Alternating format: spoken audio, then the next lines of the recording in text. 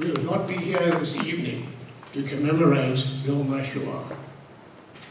This fact needs to be constantly reiterated, for as these events recede further and further into history, we are increasingly at risk of losing our appreciation for the enormity of the sacrifices they entailed. We must never forget. I wish to thank the Pretoria branch of the South African Jewish Board of Deputies for giving me the opportunity to revive briefly the most important parts of history, and also South African history, highlighting the part played by the Jewish men and women who served in the South African Armed Forces during World War II.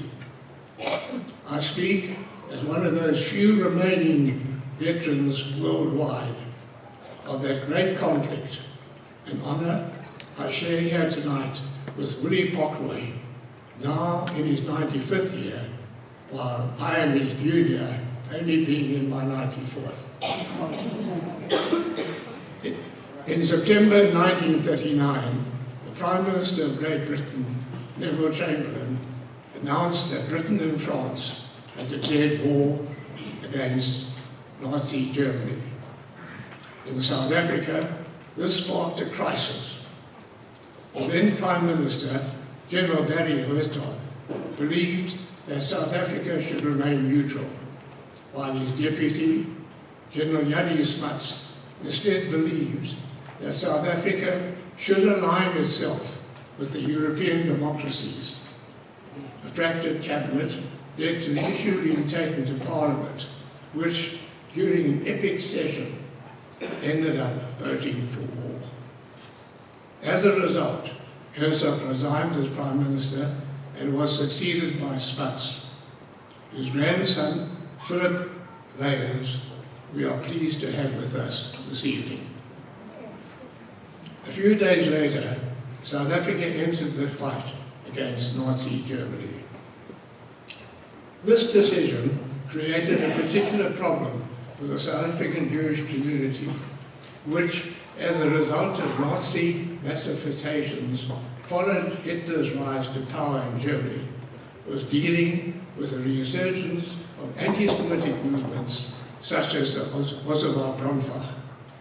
It is likely that these ideas of racial superiority accompanying this phenomenon ultimately influenced the government of Hendrik Verwoerd and led directly to the creation of apartheid. A regular barrage of propaganda aimed at inflaming pro- and anti-war groups against one another, particularly targeting the Jewish community through the constant spread of lies, innuendos, and distortions. It was against this background that 10,000 South African Jewish men and women voluntarily enlisted in the South African Armed Forces, making up 4.8% of the military, whereas the Jews constituted a tiny fraction of the total population. Needless to say, our own Pretoria community was also well represented among those South African Jewish soldiers having signed up, and have left us the antidotes of memorable experiences, which I am pleased to have the opportunity to share with you tonight. Let me begin with Leon Folsom, Gabriel's father, who escaped from a prisoner of war camp located behind German lines with nothing in his possession other than his clothes and a razor. Hiding in the hills, with snow continuously falling, Leon contracted rheumatic fever, making his home in a small cave and scrounging food from a nearby village while evading the German sentries and their tracker dogs sent to locate and recapture escaped prisoners. In the process, Leon learned enough Italian so that he was able to interact with the local population, and once, in a house with some Italians, was even to fool a Nazi officer coming around to look for English speakers and who left none the wiser after having shaken everyone's hand, including Leon's. After 6 failed attempts to get through the German lines, Leon finally succeeded on the 7th try and was able to make his way home.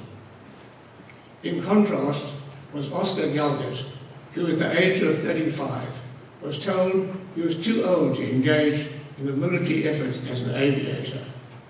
Nevertheless, Oscar unofficially took to the skies many times and ended up as commanding 24 Squadron after he had lost his commanding officer and 2/3 of his combat strength. Then, there was Gerald Brower, who at the age of 17 forged his father's signature in order to enlist. And not forgetting Eddie Goldblum's father, Edgar, and Stephen Klagsburg's father, Bernard, who also served, with Stephen's uncle Raymond tragically killed in action. We also remember the Pretoria Jewish Troop Committee, an independent subcommittee of the Union of Jewish Women. An important part of their work was caring and giving care to the convalescing soldiers at the Pretoria Military Hospital, a service for which a total of 60,000 men and women will ultimately be the beneficiaries. Since peace was declared 47 years ago, we have lived under very difficult and different circumstances and facing challenges posed by a rapidly evolving global environment that reveals many uncertainties as well as threats. It is primarily today's younger generation who will have to face these challenges. And here, I quote General Dwight Eisenhower, the Supreme Commander of the Allied Forces in World War II, who said, "The supreme quality of leadership is unquestionably integrity." This battle will entail the same sacrifices and guarding the cause of freedom, which in itself is the battle for the future, guarding against the perils of hate and divisive propaganda, increasingly threatening democracy and human rights across the world. In this regard, I am reminded what Primo Levi said: "Monsters exist, but they are too few in numbers to be truly dangerous. More dangerous are the common men, the functionaries ready to believe and to act without questions." In facing these challenges, let us rise in homage and stand for a moment of silence to show our respect to those of the members of the Allied forces who made the supreme sacrifices, and particularly the 11 members of the Pretoria Jewish community who gave their lives during World War II and whose names I record with pride. Will you please stand? Aircraft Sergeant Longston, South African Air Force. Pilot Officer Folkson, Royal Air Force. Staff Sergeant Greenwald, South African Parachute Company. Lieutenant Israel, South African Air Force. Staff Sergeant Kibble, South African Medical Corps. Staff Sergeant Klagsburg, General Services Corps.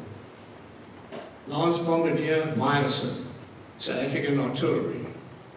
Corporal Podleshak, Cape Town Highlanders. Bombardier Whitehouse, South African Artillery. Lieutenant Sell, South African Air Force. Private Shane, Durban Light